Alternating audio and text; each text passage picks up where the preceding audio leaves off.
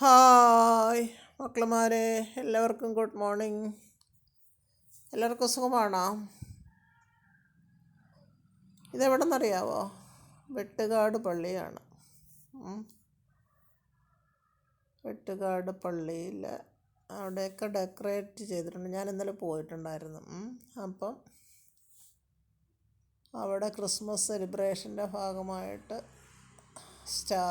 സ്റ്റാറൊക്കെ ഒരുപാട് തൂക്കി അവിടെ ഭയങ്കര ഡെക്കറേഷനൊക്കെ നടക്കുകയാണ്.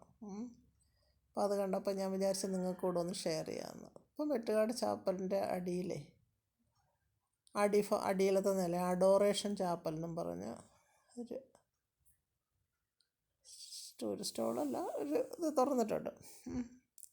അവിടെ കുറേ കാര്യങ്ങൾ എക്സിബിഷൻ നമുക്ക് കാണാനായിട്ട് പറ്റും. പിന്നെ അതിനകത്ത് ചാപ്പലുണ്ട്. പഴയ ചാപ്പലില്ലേ, പഴയ പള്ളിയുടെ അൾത്താര ഒക്കെ അതിനകത്തുണ്ട്.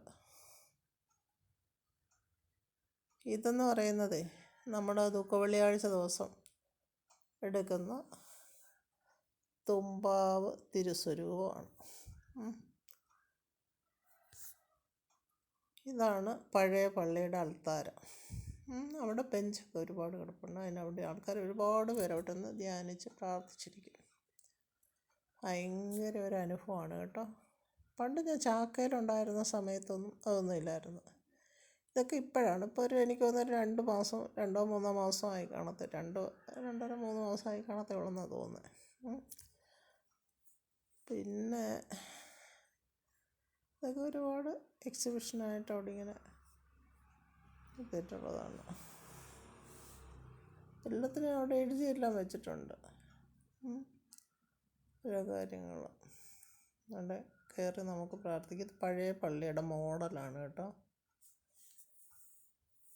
ഇത് പഴയ കുരിശടിയാണ്, ക്രിസ്ത്യാനിൻ്റെ പഴയ കുരിശടിയില്ലേ, അതിൻ്റെ അതാണ് അവിടെ വച്ചേക്കുന്നത്.